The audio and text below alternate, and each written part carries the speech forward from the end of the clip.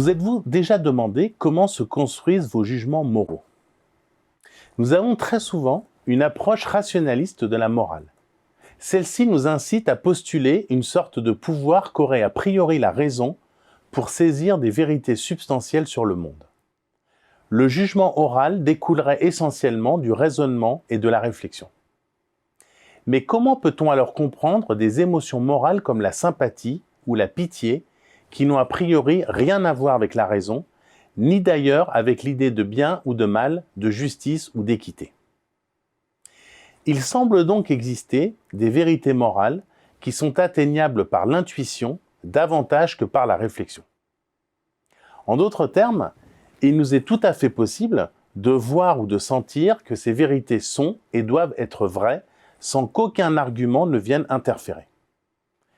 Ainsi, cette révulsion qui s'empare de nous à la pensée de l'inceste, comme si nous avions l'intime sentiment qu'il s'agit d'un acte répréhensible.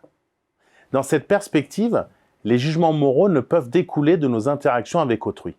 Ce sont en fait nos sens qui guideraient nos jugements moraux. Le raisonnement moral n'étant alors qu'un processus a posteriori pour influencer les jugements d'autres personnes. Du coup, quelle perception avons-nous de la morale? A-t-elle une odeur, un goût, une saveur? C'est à cette question qu'ont tenté de répondre une équipe de chercheurs au moyen d'une expérience très ingénieuse. Les répondants étaient invités à accomplir un acte immoral, véhiculer un mensonge, ou un acte moral, transmettre un message bienveillant, en utilisant soit leur bouche, message oral, soit leurs mains, par l'entremise d'un message électronique. On leur mettait alors à disposition de l'eau, du savon et un bain de bouche. L'idée de départ est que l'eau et le savon ne servent pas uniquement à nettoyer la saleté physique, ils permettent également d'atténuer la culpabilité qui pourrait résulter d'une transgression morale.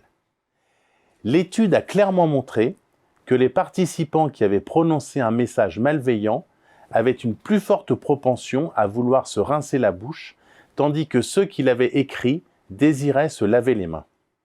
Cette petite expérience montre à quel point le fait de se laver va de pair avec le fait de se purifier moralement du fait de la dimension éminemment symbolique de la souillure. C'est pourquoi nous avons tendance à éviter tout contact avec les objets, les personnes et les organisations qui nous paraissent souillés moralement, alors que nous cherchons à nous relier à tous ceux qui nous semblent exalter la vertu. Voici qui devrait nous exhorter à croire en l'existence d'un capitalisme vertueux.